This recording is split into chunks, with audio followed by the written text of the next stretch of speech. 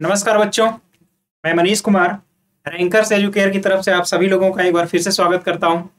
जैसा कि पिछली क्लास में आप लोगों को मैंने पढ़ाया था कि आप लोग किसी फंक्शन का सततता कैसे ज्ञात करेंगे, फंक्शन कंटीन्यूअस है कि नहीं, इस चीज को आप कैसे ज्ञात कर पाएंगे। तो फंक्शन की सततता को आपने विस्तृत रूप में देखा। उसके बाद अवकलन का क्या अर्थ होता है, इस चीज को भी हमने समझाया। अवकलन का मीनिंग क्या होता है, किसी फलन का अवकलन करने पर जो राशि आती है वो राशि किस चीज को रिप्रेजेंट करती है, हमने इसको भी बताया। तो यहाँ तक की चीज तो आप तो समझ पाए होंगे। और कुछ फंक्शन का हमने पिछले लेक्चर में भी अवकलन करके भी बताया था, और साथ ही साथ हमने ये भी कहा था कि आपको कई सारे फार्मूले भी दिखे, कई सारे फार्मूले भी लिखवाया गया, जिसको हमने कहा था कि इसको याद कर लीजिएगा। और उन्हीं फार्मूलों के बेस पर कई सारे क्वेश्चन को भी करवाया गया। और आपको फिर पिछले ही लेक्चर में हमने इम्प्लिसिट फंक्शन, जिसको अस्पष्ट फलन कहते हैं, उसके बारे में भी थोड़ी सी चर्चा की थी। तो यहाँ तक उम्मीद है चीजें समझ में आई होंगी। आज के लेक्चर में हमारा जो टारगेट रहेगा वो रहेगा अस्पष्ट फलन, जैसा कि आप स्क्रीन पर भी देख रहे होंगे। इस टाइप का हमने एक या दो क्वेश्चन कराया था। तो इस क्वेश्चन को थोड़ा सा स्किप करके आगे की ओर चलेंगे, और उसके बाद कुछ आज हम लोग अवकलन के प्रश्न करेंगे, और साथ ही साथ बीच में आपके बुक में भी देखेंगे तो अवकलनीयता की बात की गई है, डिफरेंशिएबिलिटी की बात की गई है। जैसे ही हम वहां पहुंचेंगे तो थोड़ी देर के लिए थोड़ा सा अवकलन का कंसेप्ट रोक करके अवकलनीयता के कंसेप्ट को अच्छी तरीके से समझेंगे। उसके बाद फिर से अवकलन की शुरुआत करेंगे। तो आइए, जहां तक आपकी बुक में ये क्वेश्चन है जैसे है उसे एज ए फॉर्म करते हुए चलते हैं। और तरीका मैंने कल जैसे बताया था, बताने का तरीका मैंने कल ही बताया था आपको कि किसी भी फलन का अवकलन आपको करना है तो उस फलन को आप जो स्टैंडर्ड फॉर्म है, जो फार्मूले वाला फॉर्म है, उस फार्मूले में कन्वर्ट करेंगे। और कन्वर्ट करने के लिए हो सकता है कि आपको किसी चीज को कुछ दूसरा चीज मानना पड़े। जैसे इसमें आपको दिख रहा होगा, आप tan x के अवकलन का फार्मूला जानते हैं बट tan x क्यूब के नहीं जानते। तो x क्यूब को अगर हम t मान लें, x क्यूब की जगह अगर हम t मान लें तो tan t हो जाएगा, और tan t का अवकलन आप जानते हैं। तो यही आपको मानने का तरीका सीखना है, कैसे मानेंगे। शुरुआत में ये थोड़ा सा कठिन लगता है, लेकिन जैसे ही आपकी आदत पड़ जाएगी तो आपको खुद समझ में आने लगेगा कि किस फंक्शन को माना जाए ताकि हमारा स्टैंडर्ड फॉर्म में कन्वर्ट हो जाए। तो उम्मीद है यहाँ तक की चीज आप पिछले क्लास से और यहाँ तक समझ पाए होंगे। अब हम लोग आगे की ओर चलते हैं। आइए शुरुआत कीजिए। देखिए, ये फंक्शन तो था, इस फंक्शन का अवकलन हमने किया भी था। मान लीजिए यहीं पर एक दूसरा फंक्शन ले लेते हैं, y बराबर log e के पावर x है, log e के पावर इस तरीके से, इसका बेस भी e है। ये तो काफी आसान हो जाएगा, ये पावर आगे चला आएगा तो ये केवल e के पावर, सॉरी, ये केवल और केवल अगर आप log की प्रॉपर्टीज करेंगे तो ये x के इक्वल होगा। तो ये तो काफी आसान हो गया। दूसरा क्वेश्चन देखिए, इसी कंसेप्ट पर y बराबर, अगर हम कह दें y बराबर आप लिखिए a के पावर साइन x, y बराबर a to the power sine x। अब अगर इसका अवकलन करना है तो आपको ये पता है कि a के पावर x का अवकलन क्या होता है। हमने बताया था फार्मूला ddx ऑफ a के पावर x बराबर a के पावर x, और ये log a होता है बेस e। अब इस फार्मूले से क्या रिजल्ट निकल रहा है, इस चीज को समझिए। जो फार्मूला है इससे ये रिजल्ट निकल रहा है कि यहाँ पर a के पावर जो रहेगा ये एज सच जो चीज यहाँ है वही यहाँ पर भी आएगी। उसके बाद log लिखेंगे आप, और जो आधार है वही आधार यहाँ पर लिखा जाएगा, और उसके बाद एक्सपोनेंशियल टर्म नीचे लिख दिया जाएगा। इसी बेस पर अब देखिए, यहाँ a के पावर x का फॉर्म बनाना है तो इस साइन x को हमें कुछ मानना होगा, और इसको हमने t मान लिया। तो आप अपने मन में ही जान जाएंगे कि फंक्शन जो बना a के पावर t बनेगा। तो y बराबर a के पावर t फंक्शन हो गया।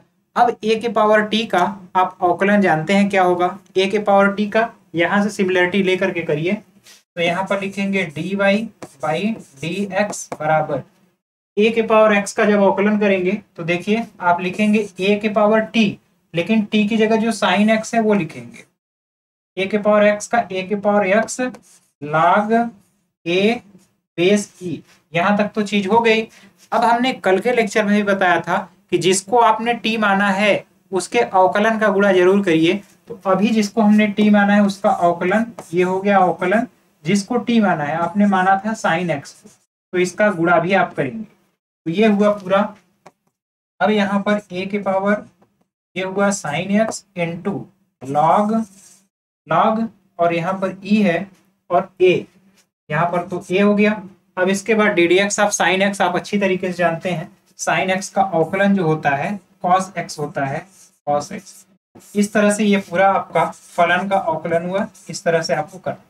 अब ये समझिएगा यहाँ पर जो हमने ब्रैकेट लगाया है इसको आप थोड़ा सा समझदारी से लगाइएगा, क्योंकि मैथमेटिक्स में है क्या कि बहुत सारी चीजें बड़ी कॉम्प्लिकेटेड लिखी जाती हैं।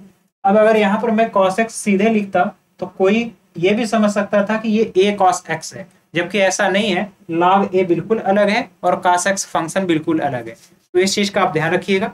उम्मीद है यहाँ तक की चीज समझ में आई होगी, यहाँ तक चीजें को नोट कर लीजिए। अब इसके बाद अब हम लोग शुरू करते हैं, देखते हैं कि आगे आपके चैप्टर में या बुक में कौन कौन से क्वेश्चन है, अच्छे क्वेश्चन कौन कौन से हैं, उन्हीं क्वेश्चन को हल करने का प्रयास किया जाएगा। देखिए ये रहा आपका अगला क्वेश्चन। अब इसको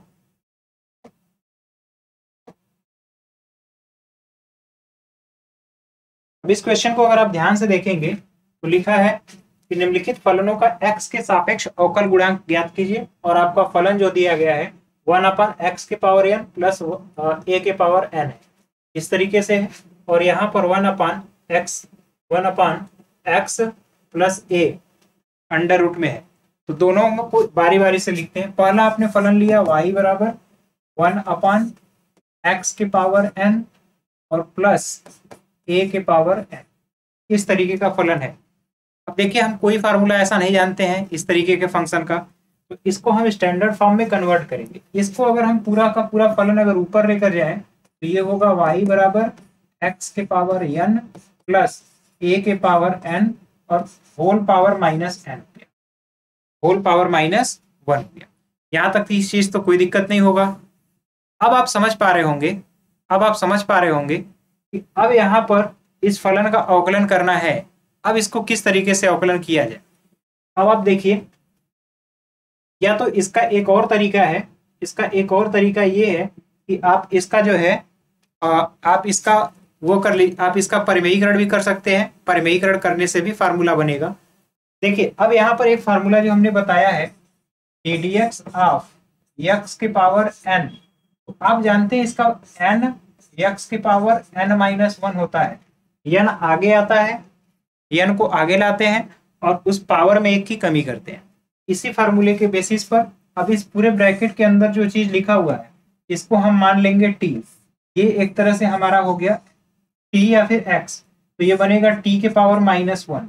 अब इसका जब अवकलन करेंगे dy बाई dx बराबर, पावर आगे आएगा तो -1 आगे आ गया, और जो है उसमें एक की कमी होगी, यानी x के पावर n प्लस a के पावर n, इसमें एक की कमी होगी तो -2 होगा। यहाँ तक तो कोई दिक्कत नहीं है। अब जैसा कि हमने बताया है कि जिसको आपने t माना है उसके अवकलन का गुणा आपको जरूर करना है, तो आप अवकलन करिए। और किसका अवकलन करेंगे, जिसको आपने t माना है, तो आपने यहाँ पर x के पावर n और प्लस a के पावर n को t माना। उम्मीद है यहाँ तक की चीज बिल्कुल क्लियर होगी। अब क्या करना है, अब इसको हम थोड़ा सा स्टैंडर्ड फॉर्म में लिखेंगे, तो -1 होल अपान x के पावर n प्लस a के पावर n का ये स्क्वायर होगा इनटू। अब यहाँ पर देखिए यहाँ दो फलन है और दोनों में अवकलन जो ऑपरेटर है उसको अंदर मल्टीप्लाई करेंगे, अंदर ऑपरेट कराएंगे। तो यहाँ फार्मूला x की पावर n वाला बना, जो कि आपको यहाँ से पता है n x के पावर n-1। अब यहाँ पर a की पावर n है, a के पावर n में कहीं पर भी x नहीं है, जिसके सापेक्ष आप अवकलन कर रहे हैं वो वाला पद कहीं पर भी नहीं है, तो इस तरीके से वह एक नियतांक होगा। और नियतांक का अवकलन हमेशा और हमेशा आपको पता होगा 0 होता है। 0 क्यों होता है आपको ये भी पता चल जाना चाहिए।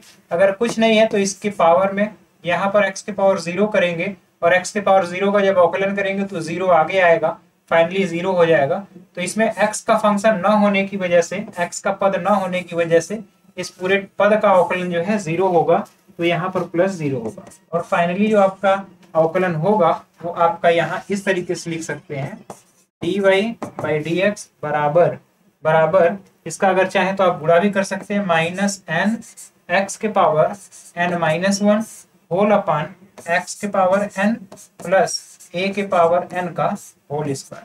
तो ये आपका पूरा अवकलन होगा। इस तरीके से आपको एक एक step, one by one step करके आपको चीजों को बहुत आराम से और सावधानी से करना है। कहीं पर भी जल्दबाजी ना करिए। यहाँ तक आप इस चीज को नोट करिएगा, फिर आगे हम लोग नेक्स्ट क्वेश्चन जो बिल्कुल इसी तरीके का है उसको हल करने का प्रयास करते हैं। तो उम्मीद है यहाँ तक की चीज आप नोट कर लिए होंगे। इसको हम हटाते हैं।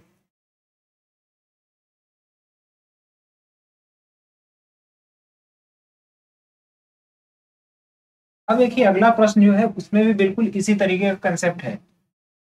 आपको वही काम करना है जिस तरीके का हमने पिछले वाले में किया। y बराबर, देखिए फंक्शन क्या है, 1 upon under root x plus a, इस तरीके का फंक्शन है।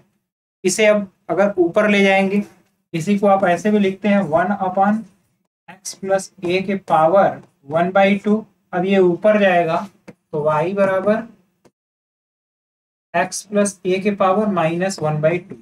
यहाँ तक आप मैथ के स्टूडेंट हैं, यहाँ तक कोई भी दिक्कत नहीं होना चाहिए। ये तो बेसिक अलजेब्रा का काम है कि पावर जो है नीचे से ऊपर गया तो कैसे माइनस होगा, ये आप अच्छी तरीके से जानते हैं। अब इसके बाद जो हम चीजें करने जाएंगे, अब आपको फिर देखना होगा कि इसमें क्या चीज माने कि हमारा ओरिजिनल फंक्शन बन जाए। तो एक्स प्लस ए जो दिख रहा है इसको आप टी मानेंगे तो टी के पावर माइनस 1/2 होगा। अब अगर अवकलन करेंगे तो D Y by D X, x के सापेक्ष, तो ये t के पावर -2 है, t के पावर -1/2। पावर आगे आता है, पावर आगे हमने लिख दिया, और पावर में एक की कमी, तो पावर किसका है, t यानी x प्लस a के पावर में एक कमी यानी 1/2 पहले था, एक हमने घटा दिया। यहाँ तक तो कोई दिक्कत नहीं। अब क्या करना है, अब आपको जिसको आपने t माना है उसका अवकलन करिए, ddx of x plus a, इसके अवकलन का गुणा। अब जो फाइनली आपका फंक्शन बनेगा -1/2 ये हुआ। अब ये होगा x प्लस a, इसके होल पावर में -3/2 ये हो गया, इनटू, अब यहाँ अगर आप अवकलन करेंगे तो x का अवकलन 1 होगा और इसका अवकलन 0 होगा। अब अगर ध्यान से देखा जाए तो ये हुआ dy बाई डी एक्स, और फाइनली आपका dy बाई डी एक्स जो मिलेगा आपको यहाँ से दिख रहा होगा -1/2 और x प्लस a के पावर -3/2। इस फॉर्म में आप इसके आंसर को लिख सकते हैं। उम्मीद है यहाँ तक की चीज बिल्कुल बेहतर समझ आई होगी। अब आप यहाँ तक की चीज को नोट कर लीजिए, फिर आगे हम लोग देखते हैं। अगला क्वेश्चन देखने की चलिए। अभी इस टाइप पर, इस पर बेसिस हमने बहुत सारे क्वेश्चन को आपको कराया भी था।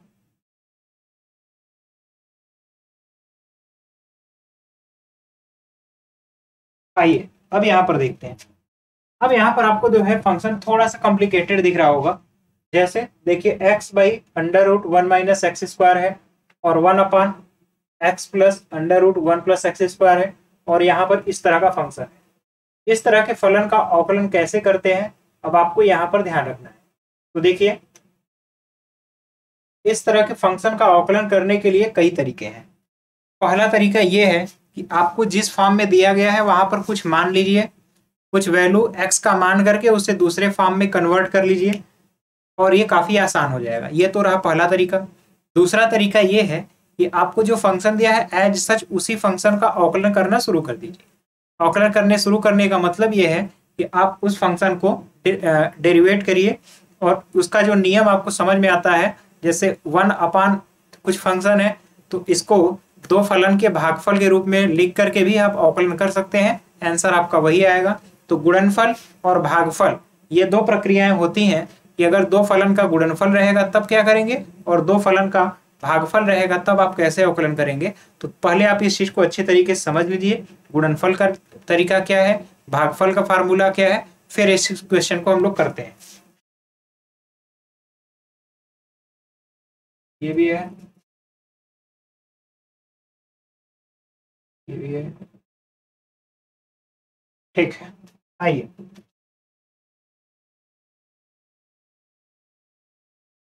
देखिए, जो यहाँ पर पहला प्रश्न आपको दिख रहा है, x upon under root 1 minus x square को यहाँ x बराबर अगर cos थीटा मानेंगे तो 1 minus cos square theta sine square theta होगा, और बाहर आएगा तो साइन थीटा, और साइन थीटा होगा और cos थीटा बटे साइन थीटा, और फाइनली आपका ये फंक्शन जो बनेगा वो tan थीटा बन जाएगा। तो अब यहाँ से आप इसको सिंप्लीफाई कर सकते हैं।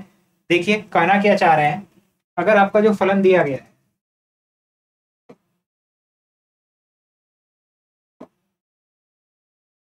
आपका जो फलन दिया गया है y बराबर x upon under root 1 minus x square. अब इस फलन में कुछ सब्स्टिट्यूट किया जाता है, सब्स्टिट्यूट मतलब प्रतिस्थापित किया जाता है। प्रतिस्थापन विधि आपने कुछ पढ़ी भी होगी। अगर यहाँ पर हम x बराबर मान लेते हैं cos थीटा, तो जैसे ही आप x की जगह cos थीटा रखेंगे, हमारा फंक्शन y बराबर cos थीटा बटे under root 1 minus cos square theta, और ये cos थीटा और under root 1 minus cos square sine square, और बाहर आएगा तो ये साइन थीटा हुआ, यानी फाइनली y बराबर cot थीटा हो गया। ठीक, ये y बराबर आपका जो फंक्शन बना cot थीटा बन गया। अब क्या करना है आपको, अब देखिए आपको तो पता हो गया y बराबर cot थीटा। अब ये सिंपली आप काट का अवकलन भी जानते हैं, तो काट का अवकलन करके आप सीधे रख लीजिए। लेकिन ये फंक्शन जो है आपका थीटा में है, तो थीटा में फंक्शन होने की वजह से आपको हमने कल भी बताया था एक तरीका, कल एक तरीका बताया था कि अगर dy बाई डी एक्स निकालना है तो इसको हम ऐसे भी लिख सकते हैं dy by D theta into D theta upon D x. ये इसको हम लोग चेन रूल बोलते हैं, चेन रूल, क्योंकि हम जिसको मानते हैं उसी का अवकलन देखिए यहाँ पर किया जा रहा है। तो अब ये फलन आपका कॉट थीटा में कन्वर्ट हो गया, तो इसको लिखिएगा D Y upon D theta के रिस्पेक्ट में, और कॉट थीटा का आपको पता होगा minus minus cosec square theta होता है। उम्मीद है यहाँ तक कोई दिक्कत नहीं होगा। कॉट थीटा का अवकलन हमने कर दिया। अब आपको निकालना क्या है, यहाँ से अगर हम निकालें d x by D theta, तो आपको पता होगा कॉस थीटा का माइनस साइन थीटा।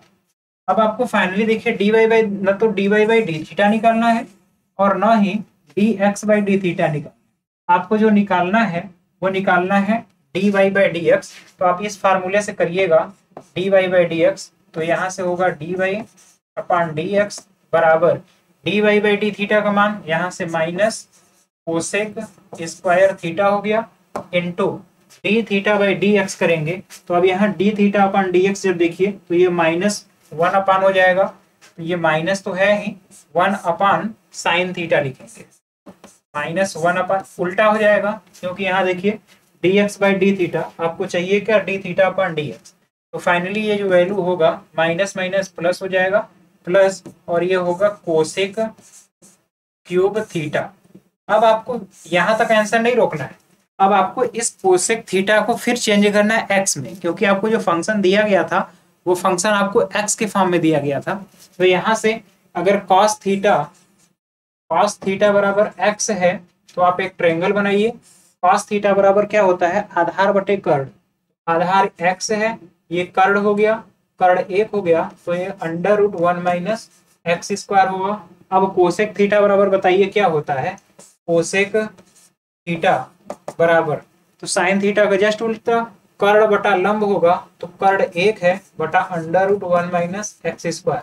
अब इसी का क्यूब कर देना है, तो यहाँ से फाइनली आपको मिलेगा D Y by D X बराबर 1 by under root 1 minus x square और इसका होल क्यूब। तो फाइनली आपको इस तरीके से आंसर मिलेगा। उम्मीद है यहाँ तक की चीज समझ में आई होगी।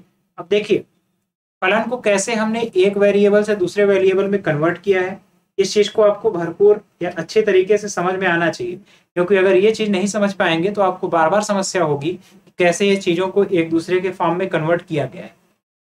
तो इसी तरह एक और फंक्शन जो आपका यहाँ पर दिया गया है उसको भी हम लोग करने का प्रयास करते हैं। उसके बाद अब एक तो क्वेश्चन हमने इस फॉर्म पर करा दिया। अब मैं चाहूंगा कि आपको जो अवकलन है, अवकलन का दो बेसिक तरीका है, दो बेसिक तरीकों पर चर्चा कर लेना चाहिए।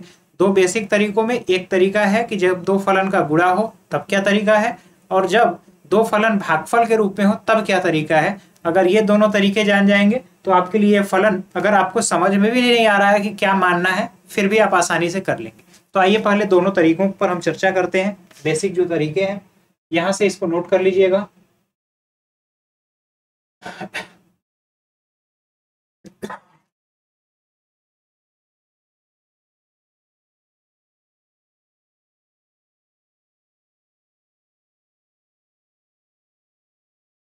तो आइए अब हम लोग देखते हैं। उम्मीद है ये तो दिख रहा होगा आपको।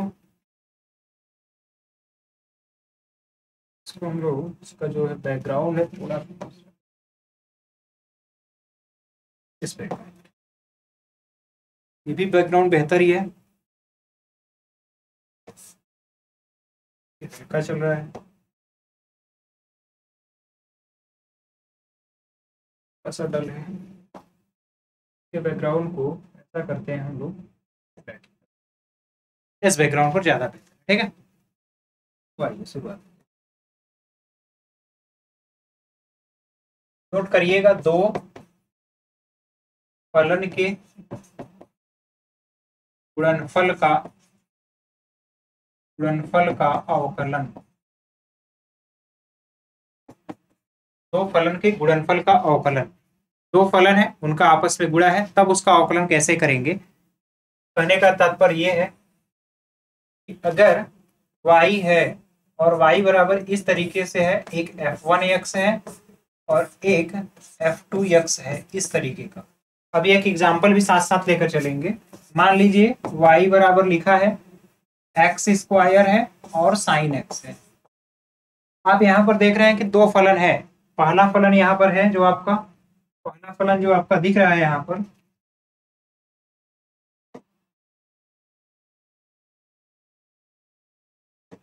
आपको यहाँ पर जो पहला फलन दिख रहा है वो एक्स स्क्वायर है, आपका दूसरा जो फलन है वो साइन एक्स है।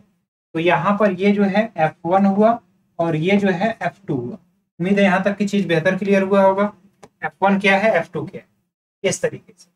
अब अगर इस फलन का अवकलन करना है यानी dy/dx लिखना है, तब जो होगा उसको बहुत बारीकी से समझिएगा। देखिए अगर दो फलन का मल्टीप्लाई है तो पहला आप किसी भी को मान सकते हैं, चाहे हम इसको पहला फंक्शन माने चाहे साइन एक्स को पहला फंक्शन माने, ये आपके ऊपर स्वतंत्र है।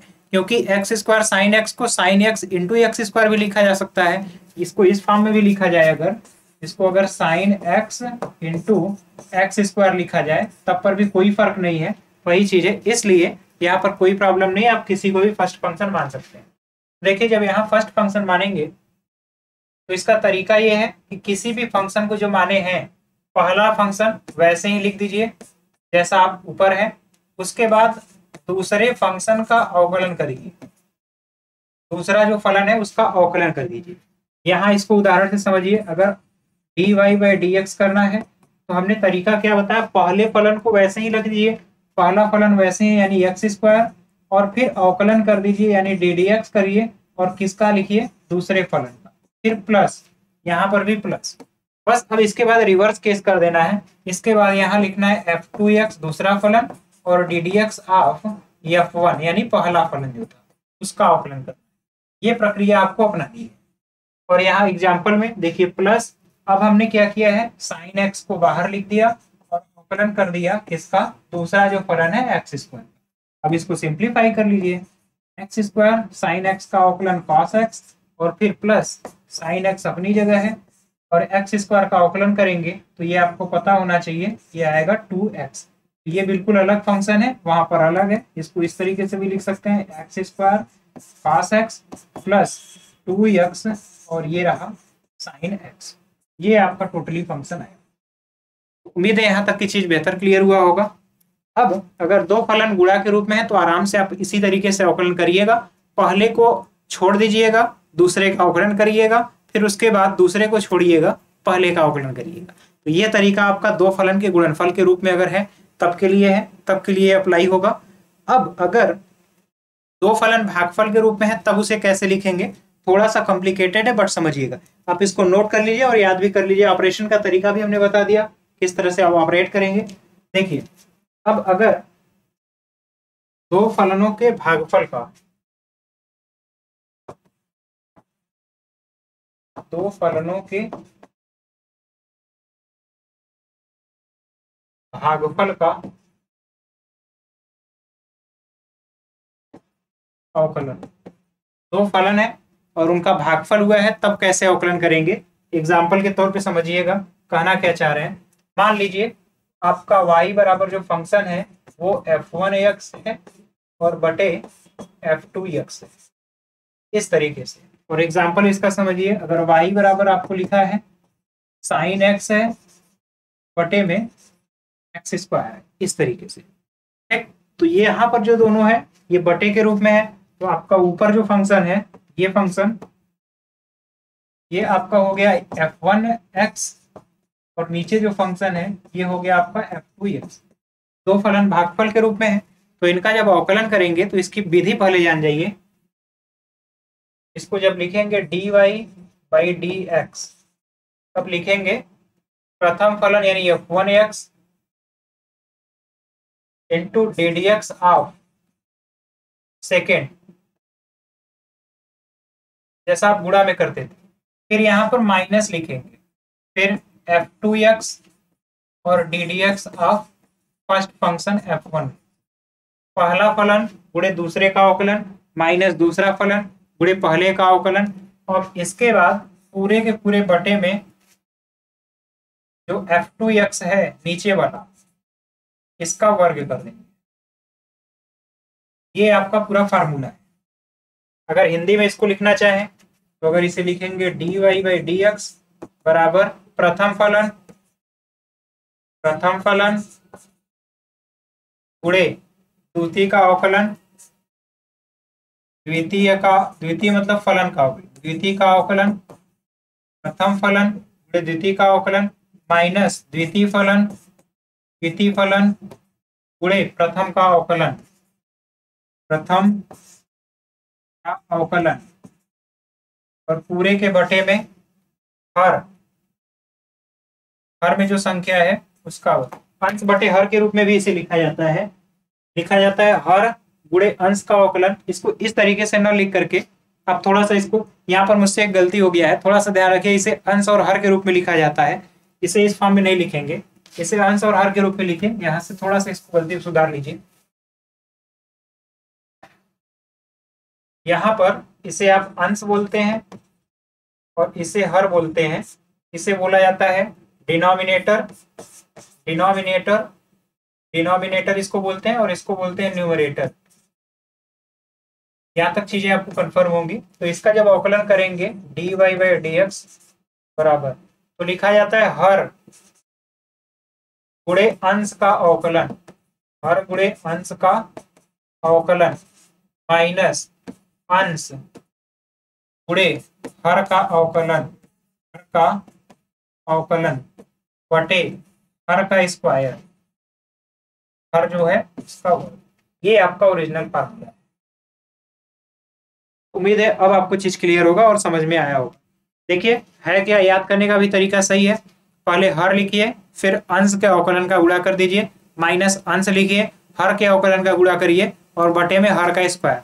अब इसी फार्मूले पर यहाँ पर आप देखिए, ऊपर ये अंश है और नीचे ये हर है। अब अवकलन करेंगे dy, अगर लिखेंगे dy बाई डी एक्स बराबर, तो आप जानते हैं यहाँ फार्मूले में लिखा है हर, तो यहाँ से हर देखिए एक्स स्क्वायर है, और गुणे अंश का अवकलन, अंश आपका साइन एक्स है और साइन एक्स का अवकलन करेंगे तो कॉस एक्स, हर गुणे अंश का अवकलन माइनस, अब फिर है अंश आपको पता है साइन एक्स गुणे हर का अवकलन, हर आपका एक्स स्क्वायर है, अवकलन 2x होगा, कुल के बटे हर का स्क्वायर यानी x के पावर 4 होगा। अब इसको सिंप्लीफाई कर लीजिए, dy बाई डी एक्स बराबर x square cos x minus 2x sine x बटे x के पावर 4। फाइनली आपका जो वैल्यू आएगा इस तरीके से आएगा। उम्मीद है यहाँ तक की चीज बेहतर समझ में आया होगा। इसको आप अच्छी तरीके से समझ पा रहे होंगे कि कैसे हमने किया है हर गुणे अंश का अवकलन माइनस अंश गुणे हर का अवकलन बटे हर का स्क्वायर। तो ये अगर ये भागफल के रूप में फलन है तो आप इस तरीके से अवकलन करेंगे। उम्मीद है यहाँ तक की चीज समझ में आई होगी। आप इसका स्क्रीनशॉट ले लीजिए। फिर अब इन्हीं दोनों फार्मूले की सहायता से अवकलन में हमारे जितने भी फंक्शन हैं उन सभी फंक्शन या फलन का अवकलन हम आसानी से कर सकते हैं। अगर दो फलन कंपोजिट फॉर्म में है, गुणा के फॉर्म में या भाग के रूप में है तब भी कर सकते हैं, और नहीं है तो हम उसमें बना करके कोशिश करेंगे कि उसे भी बना करके हल किया जा सके। तो उम्मीद है यहाँ तक चीज समझ आई होगी। इसको नोट करिए, तो फिर अब इसी फार्मूले के बेसिस पर आपको क्वेश्चन कराते हैं। आइए हम लोग देखते हैं, हमारा क्वेश्चन जहां पर था वहां चलते हैं।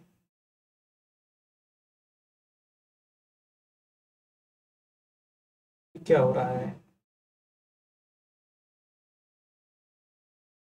आपका, ये रहा क्वेश्चन। अब देखिए यहाँ पर एक केवल मैं करा देता हूँ, चाहे दूसरा चाहे तीसरा। मान लेते हैं आपका ये दूसरा है क्वेश्चन, इसको कराना है। अगर इसको आपने x की जगह टेन थीटा मानेंगे तब भी 1 + tan² थीटा sec² थीटा, और sec² बाहर आएगा तो tan theta plus sec theta ऊपर। अगर इसका हम लोग वो कर लें परमेयीकरण तब पर भी आ जाएगा आपका। उस तरीके से भी क्वेश्चन को हल करेंगे तब भी हो जाएगा।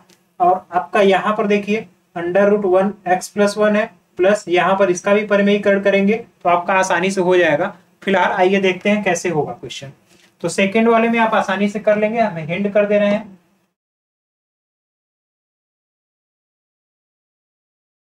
देखिए इस क्वेश्चन को तो अभी हमने कराया। यहाँ पर इस क्वेश्चन में आप अगर x को tan थीटा मान लेंगे, y बराबर 1/x प्लस √1 + x²।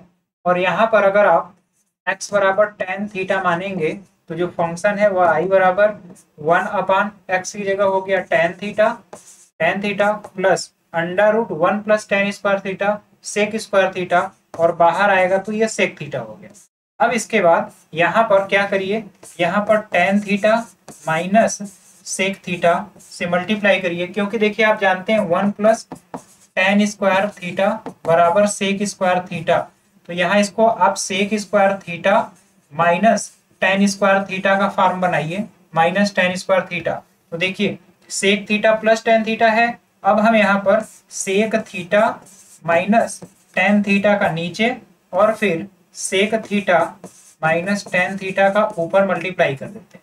अब जो फंक्शन हमारा बनेगा y बराबर ये sec theta minus tan theta हो गया, और बटे में आप देखिए a plus B a minus B, तो ये हो गया sec² theta minus tan² theta.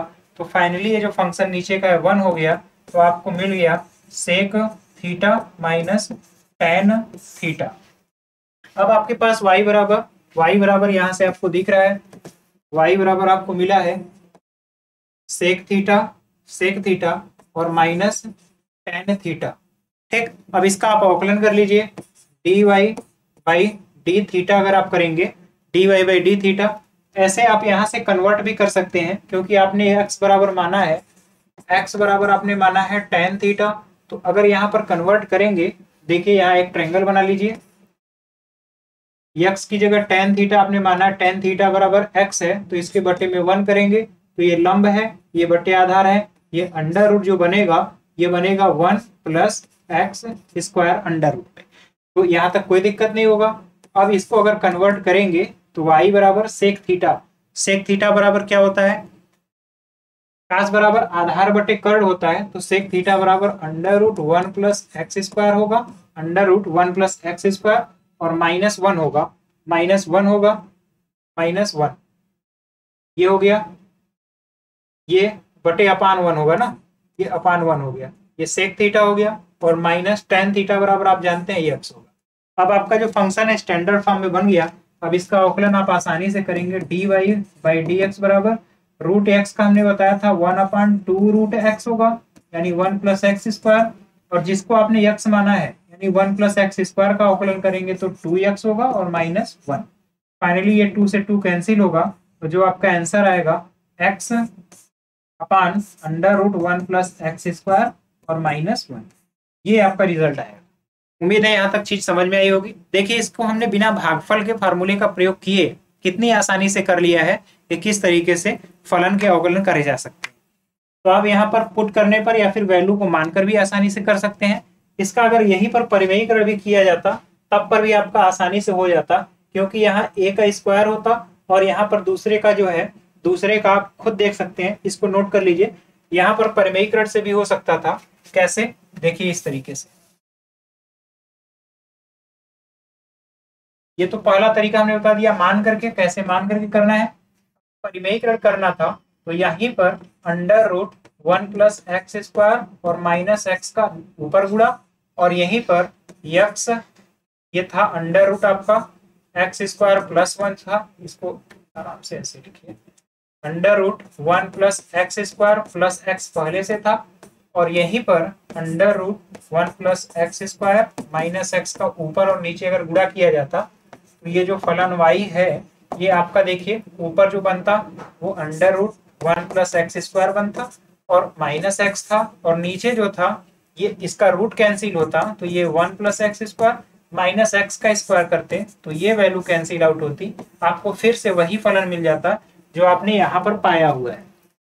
तो आप कितनी आसानी से इस चीज को भी कर सकते हैं। इसी तरह आप इसका परिमेयीकरण भी कर लीजिए, अगला जो क्वेश्चन है उसका भी परिमेयीकरण करिए। कैसे परिमेयीकरण करेंगे आप इसको नोट कर लीजिए, यहाँ तक स्क्रीनशॉट लीजिए, फिर आगे बताते हैं। देखिए इस फलन के परिमेयीकरण के लिए आपको ध्यान क्या रखना है, यहाँ परिमेयीकरण अगर आप करेंगे तो y बराबर, अब यहाँ ऐसा परिमेयीकरण करना है कि ये कैंसिल हो जाए, यहाँ पर बटे में अंडर रूट एक्स प्लस 1 है, यहाँ पर प्लस रूट एक्स है, इसी का अपोजिट हम यहाँ गुणा करेंगे अंडर रूट एक्स प्लस 1 और माइनस में अंडर रूट एक्स, जिसका नीचे गुणा किया है अंडर रूट एक्स प्लस 1 और माइनस में रूट एक्स, इन दोनों का गुणा ऊपर नीचे करेंगे तो फाइनली y बराबर जो बनेगा ये बन गया आपका अंडर रूट एक्स प्लस 1 और माइनस अंडर रूट एक्स, और फाइनली जो अपान में आएगा ए स्क्वायर माइनस बी स्क्वायर, तो यहाँ एक्स प्लस 1 होगा और रूट एक्स का स्क्वायर करेंगे तो एक्स, और ये वैल्यू कैंसिल होगा तो फाइनली y बराबर जो मिलेगा अंडर रूट एक्स प्लस 1 हुआ और फिर माइनस अंडर रूट एक्स, तो आपको ये रिजल्ट मिलेगा। उम्मीद है यहाँ तक की चीज बेहतर समझ में आई होगी। तो इन तीनों क्वेश्चन को बारीकी से हमने बता दिया, आपको हल कैसे करना है, कई तरीके भी बता दिए, मान करके कैसे करना है। तो उम्मीद है यहाँ तक की चीज आप नोट कर पाए होंगे। अब आइए हम लोग आगे देखते हैं, अवकलनीयता का कंसेप्ट शायद हो, क्योंकि अवकलनीयता का कंसेप्ट आपके लिए थोड़ा इंपॉर्टेंट है।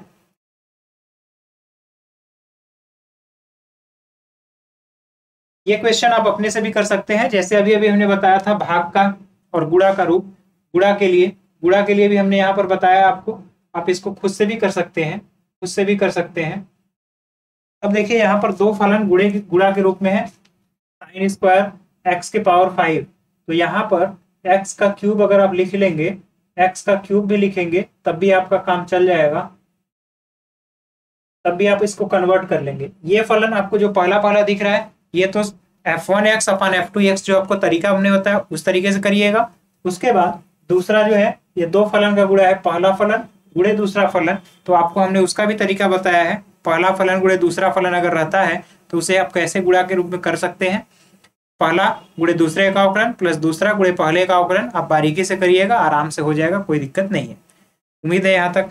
अच्छा इसमें अगर थोड़ा सा प्रॉब्लम है तो इसको जल्दी से देख लीजिए। देखिए कहने का मतलब ये है, अगर हम इसको पहला फलन मान ले, इसको दूसरा फलन मान ले, इस तरीके के फंक्शन को अवकलन करने का तरीका ये है कि अगर इसे हमने मान लिया पहला, इसे मान लिया दूसरा, तो y बराबर पहले को वैसे ही लिख लेते हैं cos x क्यूब इंटू दूसरे का अवकलन करते हैं तो एक्चुअल में ये है क्या, साइन x के पावर 5 है और इसका स्क्वायर है इस तरीके से, और इसका हम अवकलन करेंगे ये, फिर प्लस इस बार साइन स्क्वायर x के पावर 5 इसको अलग करेंगे और अवकलन कर लेंगे किसका, यहाँ पर cos x क्यूब है। उम्मीद है यहाँ तक कोई दिक्कत नहीं होगा। अब देखिए cos x क्यूब को अपनी जगह, साइन पहले x ये वाला आपका x के पावर n से 2x हो जाएगा, 2 साइन x के पावर 5।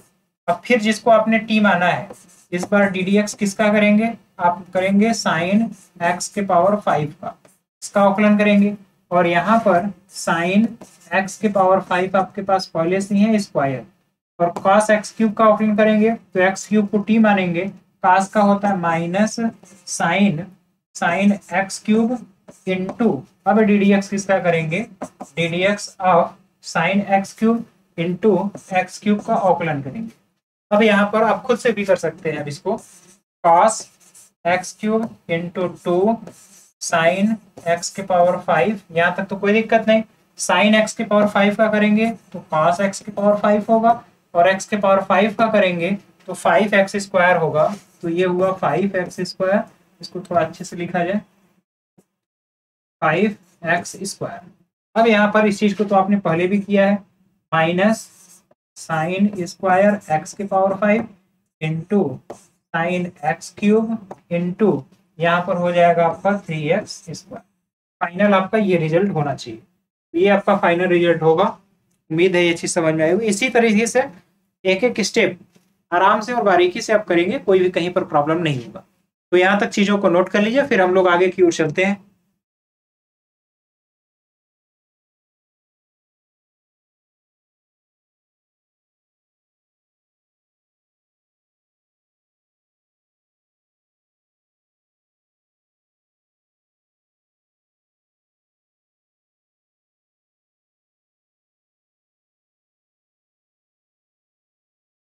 ये क्वेश्चन भी आप अपने से ही कर लेंगे। y बराबर अंडर रूट कास रूट एक्स है। तो देखिए इसका अवकलन जब आप करना चाहेंगे तो आपको खुद पता होना चाहिए कि शुरुआत कहाँ से हो, कैसे। तो ये है y बराबर अंडर रूट है और कास है, फिर उसके बाद रूट एक्स है।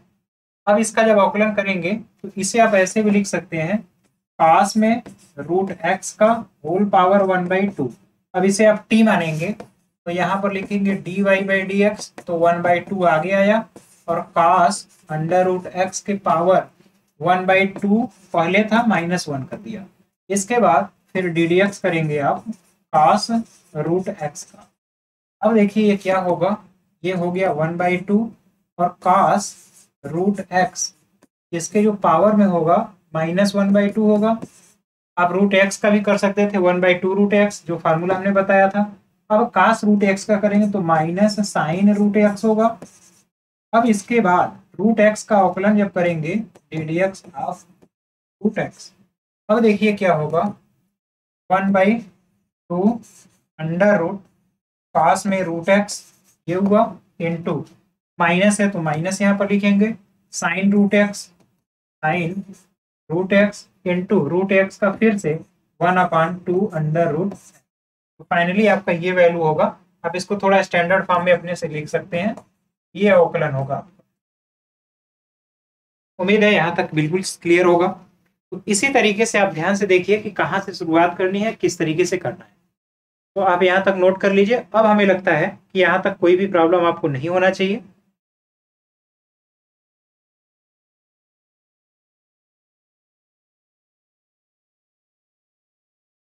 अब आते हैं, देखते हैं कि फलन की अवकलनीयता क्या है। ग्रेटेस्ट इंटीजर फंक्शन के लिए भी कहा जा रहा है। अब देखिए बहुत ध्यान से समझिएगा अवकलनीयता क्या होता है।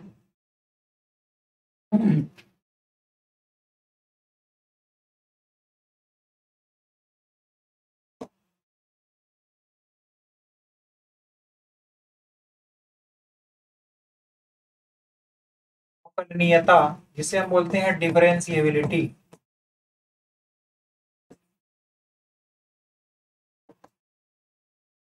देखिए अवकलनीयता का मतलब ये होता है कि फलन का अवकलन किया जा सकता है कि नहीं। अब ये सवाल उठता है कि किसी भी फलन की अवकलनीयता का मतलब क्या है। अवकलनीयता का ये मतलब है कि किसी एक पॉइंट पे, जैसे आप लोग को उसको जब हमने पढ़ा रहा था, जब मैं पढ़ा रहा था सततता, तो उसमें बताया था फलन सतत है कि नहीं, ये आपको ज्ञात करना है। तो एक बिंदु पता होना चाहिए, उस बिंदु पर आप ज्ञात करेंगे कि फलन सतत है या नहीं। इसी तरह से अवकलनीय है कि नहीं, ये आपको किसी एक पार्टिकुलर पॉइंट पे बताना होता है कि अवकलनीय है कि नहीं।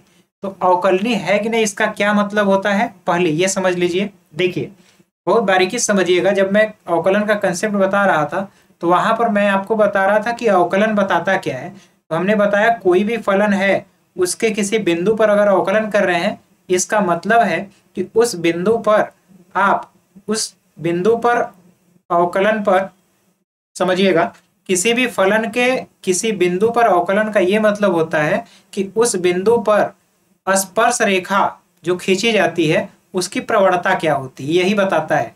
हम आपको अगर याद हो तो आपको उस दिन ये भी बताए थे कि मान लीजिए इस तरीके का है, इस तरीके का कोई फंक्शन है। अब इस बिंदु पर अवकलन निकाल रहे हैं, मान लीजिए एक पॉइंट है 2,3। इस बिंदु पर अवकलन का मतलब ये है कि इस बिंदु पर अगर स्पर्श रेखा खींची जाए तो उसकी प्रवणता क्या होगा, उसी का ये मान बताता है। ये अवकलन उसी का मान बताता है। तो देखिए यहाँ इस बिंदु पर अगर आप स्पर्शी खींचेंगे तो केवल और केवल एक स्पर्शी होगी और उसकी एक ही प्रवणता होगी।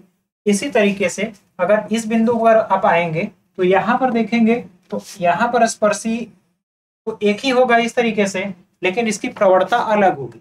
इसी तरह इस बिंदु पर अगर आप आएंगे तो यहाँ पर भी एक ही स्पर्शी खींची जाएगी, एक ही स्पर्शी होगी और उसकी प्रवणता भी अलग होगी। इस बिंदु पर देखा जाए तो यहाँ पर भी एक ही स्पर्शी होगा और उसकी प्रवणता भी अलग होगी। तो अब आपको यह समझना है बस कि अवकलन करने का मतलब यह है किसी भी फलन के किसी बिंदु पर अवकलन का तात्पर्य होता है कि फलन के उस बिंदु पर स्पर्श रेखा की प्रवणता कितनी है। इतनी बात तो समझ में आई कि यह हमेशा स्पर्श रेखा की प्रवणता बताएगा। अब अगर फलन कंटीन्यूअस है फंक्शन तब तो कोई दिक्कत नहीं है, लेकिन अब सोचिए अगर इस तरीके का फलन है, इस तरीके का फलन है, इस तरीके का है, ये कुछ यहां से ऐसे गया और इस तरीके से। अब देखिए ये फंक्शन पहली बात तो डिसकंटिन्यूअस ही हो गया। तो डिसकंटिन्यूअस जिस पॉइंट पर हुआ, ये मान लीजिए कोई एक पॉइंट पार्टिकुलर था, ये पार्टिकुलर एक कोई पॉइंट था एक्स की वैल्यू, एक्स बराबर मान लेते हैं 3 पर। तो एक्स बराबर 3 पर देखिए ये डिसकंटिन्यूअस है, फंक्शन ब्रेक हो गया।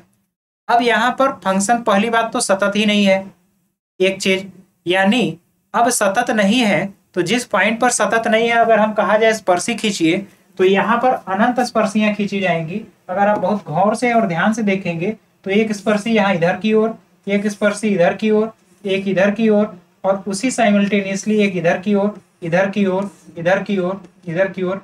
अब इस यहाँ पर जो बिंदु था उस बिंदु पर अनंत स्पर्श रेखाएं खींची जाती है और कोई ये भी नहीं कर सकता कि कौन सी स्पर्श रेखा होगी या नहीं होगी, क्योंकि वह पॉइंट ही डिफाइन नहीं होता है पार्टिकुलरली। इसलिए अगर जहां पर फलन डिसकंटिन्यूअस हो गया या फिर डिसकंटिन्यूअस असतत है, उस बिंदु पर फलन अवकलनीय भी नहीं होगा। अवकलनीय क्यों नहीं होगा? क्योंकि उस बिंदु पर अनंत स्पर्श रेखाएं खींची जाएंगी और अगर अनंत स्पर्श रेखाएं खींची गई तो वह बिंदु जो है अवकलनीय नहीं होगा। यानी अवकलनीय होने का पहला शर्त यह है, अवकलनीय होने का पहला शर्त यह है फलन के अवकलनीय होने के लिए, अवकलनीय होने के लिए फलन उस बिंदु पर सतत होना चाहिए, सतत होना चाहिए। ये पहला पॉइंट है। किसी भी फलन के अवकलनीय होने का पहला पॉइंट ये है कि पहले उस पॉइंट पर फलन जो है सतत हो, क्योंकि जैसे ही असतत हुआ आपके उस पॉइंट पर अनंत स्पर्श रेखाएं खींची जाएंगी। कोई भी रेखा ये नहीं कहा जा सकता कि यही पार्टिकुलरली उसकी प्रवणता है या फिर यही उसकी प्रवणता होगी। इसलिए हम कहेंगे कि फलन उस बिंदु पर अवकलनीय नहीं है। पहली चीज, ये पहली शर्त हो गई कि फलन क्या होना चाहिए, अवकलनीय होने के लिए सतत होना चाहिए। अब लेकिन एक समस्या और आती है। मान लीजिए हमारा फलन कुछ इस प्रकार का है,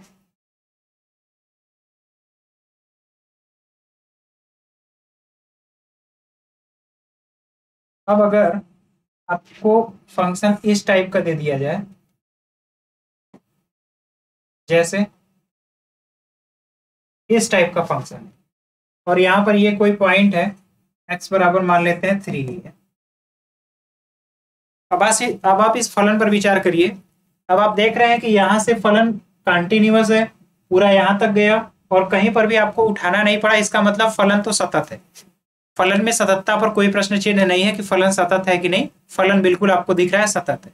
लेकिन अगर इस बिंदु पर अगर बात किया जाए, इस बिंदु पर कहा जाए यहाँ पर स्पर्शी खींचने की, तो फिर वही समस्या है। यहाँ पर स्पर्शी इस तरीके से, इस तरीके से, इस तरीके से, यहाँ से बहुत सारी रेखाएं खींची जाएंगी और कोई पार्टिकुलरली ये नहीं कहा जा सकता कि यहाँ पर केवल और केवल एक ही स्पर्शी होगी। तो यहाँ पर फिर वही समस्या हो गई, कि फलन सतत भले है, ये जरूरी नहीं है कि फलन सतत हो ही गया तो फलन अवकलनीय ही हो।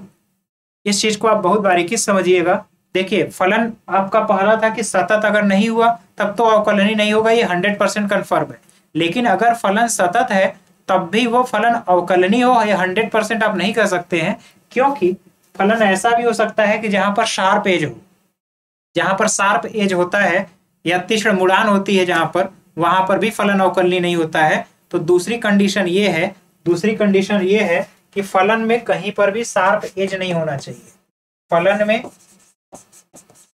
फलन में कहीं, अब शार्प एज की हिंदी देख लीजिएगा आप लोग क्या है, समझाने का मतलब जो था हमने समझा दिया। शार्प एज नहीं होना चाहिए, नहीं होना चाहिए। अब शार्प एज का मतलब भी आपको हमने बता दिया कैसे है कि शार्प एज। अब यहाँ पर एक स्टेटमेंट ये भी कहा जा सकता है कि प्रत्येक अवकलनीय फलन अगर अवकलनीय है तो वहां पर वो सतत होगा। ये कंफर्म सी बात है, क्योंकि अवकलनीय होने का पहला शर्त ही है कि वो सतत हो, इसलिए अगर अवकलनीय है तो वो सतत तो 100% होगा। यानी प्रत्येक, यहां पर एक स्टेटमेंट लिख देता हूं मैं, प्रत्येक अवकलनीय फलन, प्रत्येक अवकलनीय फलन सतत होता है, सतत होता है, परंतु प्रत्येक फलन, प्रत्येक सतत फलन, प्रत्येक सतत फलन अवकलनीय नहीं होता, अवकलनीय नहीं होता। अब क्यों नहीं होता, इसका कारण हमने आपको स्पष्ट बता दिया है। उम्मीद है यहाँ तक की चीज आपको बहुत अच्छे समझ में आई होगी कि फलन के सतत और अवकलनीय होने के बीच में क्या शर्त है। अब जैसे आप एक एग्जांपल से भी समझ सकते हैं कि जैसे एक बस का ड्राइवर है मान लीजिए, तो प्रत्येक बस का जो ड्राइवर होता है वो एक आदमी हो सकता है, मतलब इंसान ही हो सकता है, आदमी औरत इसमें फर्क नहीं है। तो प्रत्येक जो है बस का ड्राइवर आदमी या इंसान ही हो सकता है, लेकिन प्रत्येक आदमी या इंसान बस का ड्राइवर हो जाए ये पॉसिबल नहीं है, ये जरूरी भी नहीं है। तो यहाँ तक उम्मीद है चीजें आपको समझ में आई होंगी। अब इसके बाद फलन के अवकलनीय होने की शर्त तो हमने बता दी, लेकिन अवकलनीय है इसको चेक कैसे करेंगे, तो उसके लिए आइए तरीका देखते हैं। बस आज का ये लास्ट होना चाहिए। देखिए फलन के अवकलनीयता की जांच,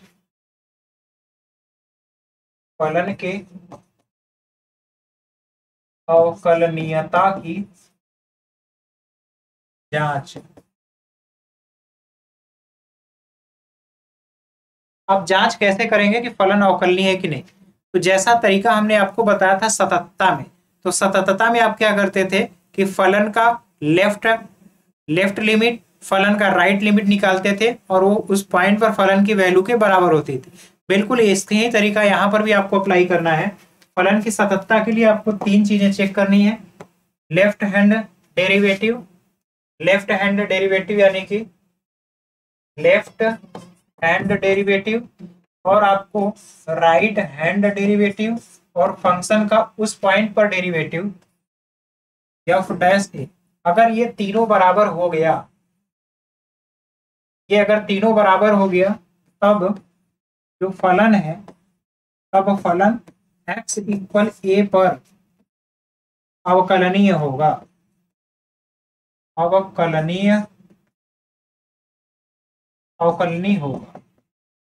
शर्त ये होती है कि चेक कैसे किया जाए, जैसे हमने लिमिट निकालने का तो तरीका बताया था, इसी तरह डेरिवेटिव करने का तरीका क्या है। तो लेफ्ट हैंड डेरिवेटिव क्या होता है, राइट हैंड डेरिवेटिव क्या होता है, उसको जान जाइए। तो लेफ्ट हैंड जो डेरिवेटिव होता है, तो लेफ्ट में माइनस आएगा, तो आप लिखेंगे limit h tends to 0 f।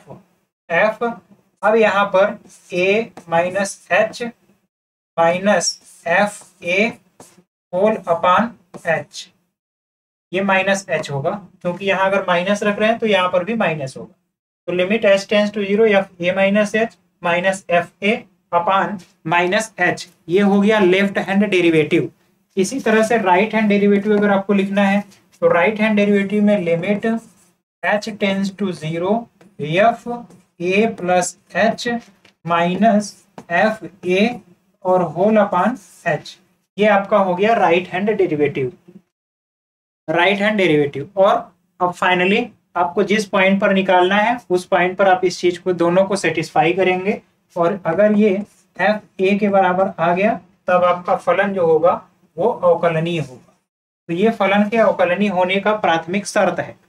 अब आप इसको नोट कर लीजिए। अब इसी पर एक बेसिस क्वेश्चन मैं करा देता हूं जिससे आपका कंसेप्ट पूरी तरह से क्लियर हो जाए। तो जो कंसेप्ट है उस चीज को समझिएगा।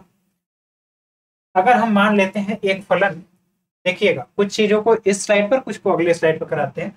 हमने मान लिया फलन आपका y बराबर था एक्स स्क्वायर यहाँ तक, या एक्स स्क्वायर प्लस 2x मान, ये 2x मान लेते हैं, यहाँ तक तो कोई दिक्कत नहीं है। या फिर और कुछ मानना है, या फिर एक्स स्क्वायर प्लस 2 कर दीजिए। अगर आपको प्रॉब्लम हो रही है तो एक्स स्क्वायर प्लस 2, ये एक आपका फलन है। अब आपको x बराबर मान लेते हैं 2 पर चेक करना है, at x equal to, x बराबर 2 पर आपको देखना है ये फलन जो है, जो फलन fx है, fx ये आपका अवकलनीय है कि नहीं। तो अब x बराबर 2 पर अगर आपको चेक करना है तो अब इसका ये मतलब हुआ x बराबर 2 पर चेक करना है, आपको फंक्शन दे दिया। तो अब अगर आपसे कहा जाए एफ ए आपका कितना है, ए आपका 2 है, तो f2 की वैल्यू कितनी होगी। तो जैसे ही आप यहाँ 2 रखेंगे तो 2 दूना 4 और 2, f2 की वैल्यू आपके पास आ गया 6। ये तो f2 वैल्यू हो गई। अब हमें लेफ्ट हैंड डेरिवेटिव और राइट हैंड डेरिवेटिव चाहिए। तो लेफ्ट हैंड डेरिवेटिव के लिए आपको देखिए क्या क्या चीजें चाहिए, यहाँ पर हमने लिखा हुआ है। अब इसको आप ज्ञात करिए। ऊपर का चीज हम यहाँ से हटा देते हैं, आप इसको नोट कर लिए होंगे। देखिए अब यहाँ से हम ये करेंगे, आपका देखिए एफ ए तो पता हो गया यहाँ से। अब यहाँ से एफ हमें चाहिए ए माइनस एच। अब हम यहाँ से ए माइनस एच लिख लेते हैं पहले ही। तो जहां जहां एक्स है वहां पर ए माइनस एच करेंगे, और ए है कितना 2, तो यहाँ पर लिखेंगे 2 माइनस एच का होल स्क्वायर प्लस 2। ये वैल्यू आपका एफ ए माइनस एच हो गया। इसी तरीके से एफ ए प्लस एच भी चाहिए। ए प्लस एच देखिए क्या होगा, ए प्लस एच अगर आपको देखना है, निकालना है, तो ए प्लस एच अगर आपको चाहिए तो देखिए क्या लिखेंगे यहाँ पर लिखेंगे ए की जगह 2, ए की जगह आप लिखेंगे तो 2 प्लस एच का होल स्क्वायर और प्लस 2। उम्मीद है यहाँ तक कोई दिक्कत नहीं। हमने एफ ए प्लस एच और एफ ए माइनस एच लिख लिया। अब हमें जहां जरूरत है यहाँ लिखना शुरू करते हैं। तो limit H tends to 0, F A minus H आपका यहाँ पर है 2 माइनस एच का होल स्क्वायर और माइनस 2 माइनस एच का होल स्क्वायर प्लस में 2। ये आपका हो गया F A minus H. Minus F A चाहिए, ये इतना पूरा हो गया, माइनस एफ ए आपको पता है, माइनस एफ ए आपका आया हुआ है 6, माइनस एफ ए का वैल्यू 6 होल अपान आपका माइनस एच है, ये आपका माइनस एच हो गया। उम्मीद है यहाँ तक कोई दिक्कत नहीं हुआ होगा। अब इसके बाद राइट हैंड डेरिवेटिव लिखते हैं, लिमिट एच टेंस टू 0। अब यहाँ पर ए प्लस एच की वैल्यू है 2 प्लस एच का होल स्क्वायर और यहाँ पर minus F a, 2 plus h का whole square minus F a की वैल्यू आपकी है 6 और होल अपान 6 अपान एच है। उम्मीद है यहाँ तक कोई दिक्कत नहीं होगा। अब आप देखिए क्या होगा फाइनली यहाँ पर वैल्यू। अब यहाँ पर लिमिट एच टेंस टू 0 तो है ही, लिमिट एच टेंस टू 0।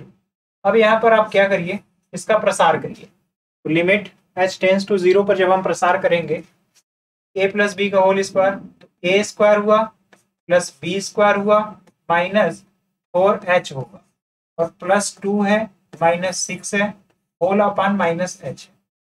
इसके बाद अगर इस साइड देखा जाए तो लिमिट एच टेंस टू 0 है। यहाँ पर 2 प्लस एच का जब इक्वल देखेंगे तो a square plus b square, a square plus b square plus 4h plus यहाँ पर 2 भी होगा। देखिए छूट रहा है यहाँ पर 2, यही गलतियां होती हैं जो कि बाद में प्रॉब्लम होता है। ये प्लस 2 और माइनस 6 और होल अपान एच हुआ। उम्मीद है यहाँ तक कोई दिक्कत नहीं होगा। अब देखिए अब यहाँ पर 4 4 और 2 6 हुआ और ये 6 से कैंसिल। यहाँ पर भी 4 एंड 2 6 हुआ और 6 से कैंसिल। अब बचा आपका यहाँ पर -4h और यहाँ पर -4h है बटा h है और यहाँ 4h अपन h है। तो इस साइड भी आपका 4 आया और इस साइड भी अगर आप ध्यान से देखेंगे तो 4 ही आया है, 4 ही आया है। तो आपका फाइनली आप देख पा रहे हैं कि दोनों साइड जो डेरिवेटिव है वो आपका इक्वल है और f डैश a के बराबर होना चाहिए। तो f डैश अगर आप करेंगे यहाँ पर f डैश a अगर dy बाई dx करेंगे, आप ही का यहीं पर देख लेते हैं। y बराबर हमने माना है x² + 2। अब इसका जब आप अवकलन करेंगे तो dy बाई dx इसको f डैश बोलते हैं ना, dy बाई dx करेंगे तो ये होगा 2x और dy बाई dx एट x = 2 पर देखेंगे तो ये भी वैल्यू जो आएगा ये 4 के इक्वल आएगा। तो ये हो गया 4। यहाँ पर f डैश a कर लीजिएगा ये। अब आप देख रहे हैं तीनों वैल्यू बराबर है। इसका मतलब ये हुआ कि अगर तीनों वैल्यू बराबर है इसका मतलब वह फलन उस बिंदु पर अवकलनीय होगा। आप लेफ्ट हैंड डेरिवेटिव कैसे निकालेंगे, राइट हैंड डेरिवेटिव कैसे निकालेंगे, इसको 1 बाय 1 स्टेप बाय स्टेप हमने करके बता दिया। इसको आप जो है एक बार खुद से अच्छे से करने का प्रयास करिएगा।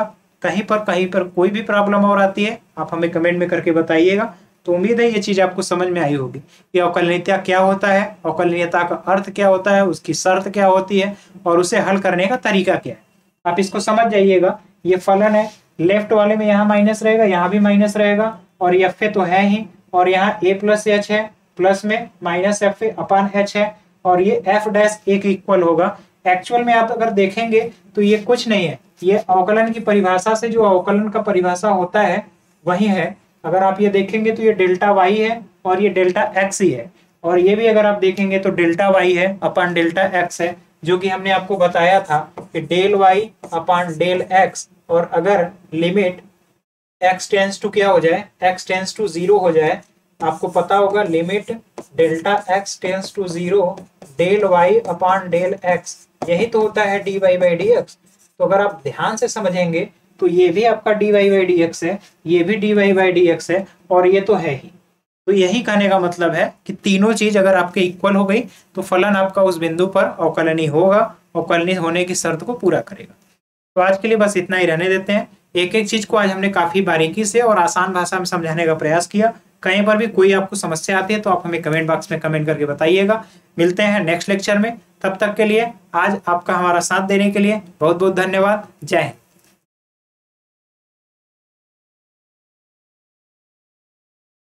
एक चीज और कहना चाहेंगे आपसे कि आप जब भी पढ़ लीजिए लेक्चर या क्लास कर लीजिए, उसके बाद आप खुद से चीजों को आपकी बुक में जो क्वेश्चन है, एग्जाम्पल के क्वेश्चन है और आपके अनसॉल्व्ड क्वेश्चन जो है उसको खुद से करने का प्रयास करिए। जो भी पैटर्न बताया जाता है उस पर सीख करके, अगर नहीं समझ में आता फिर बार बार देखिए, फिर सीखिए, क्योंकि आपका सीखना ज्यादा इंपॉर्टेंट है।